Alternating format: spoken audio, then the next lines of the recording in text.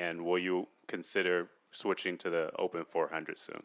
Yeah, I mean, the event is just getting faster and faster. There's so much depth in it, and I think it always keeps me on my toes, and I just always want to continue to try to improve and figure out ways to just continue getting better in the race. You know, there's so many different ways to run it, so many different stride patterns and all these things. So I love being able to just improve upon myself.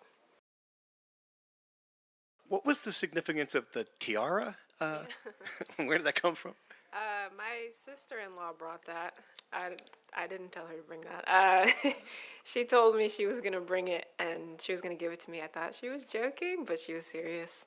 But no, just fun, just family, just just commemorating the moment. Really grateful she got to be here. My whole family got to be here, especially after Tokyo. Nobody's families were here, so I know it's just special to have them in the crowd. So, love her. Yeah. I also remember when Dalila broke the world record back in 2019, and I was just baffled, seeing 52.2. And we've taken it so far, and I have to credit these ladies next to me for helping do that. I think this is an event that it wasn't very popular, but we made it very popular very quickly. And I do think 49 is possible, and I do think the talent sitting in front of you can do that. And I think we push each other to do that and get better and improve and find ways to lower these times that we for so long thought were impossible. I don't know when it's possible, but I do think it's out there for sure.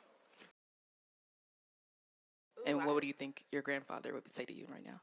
I'll start with the easy one. In 2021, what would I tell myself? Girl, get in that therapist's office immediately. Let's get this together. On a serious note, though, I think I was a person that was kind of inconsistent as far as I would go to therapy for a second and then be like, I'm cured. And then that's not how things work. And the progress, in my opinion, comes from continuing when you're not in crisis anymore. So I think the biggest difference from 2021 to now was just a real overall commitment to the work in every aspect of my life. On the track, of course, in the weight room, as far as my diet goes, but also just committing to the work on myself off the track. How do I become a better person? How do I become a person that is better equipped to handle the emotional highs and lows of training and of competing?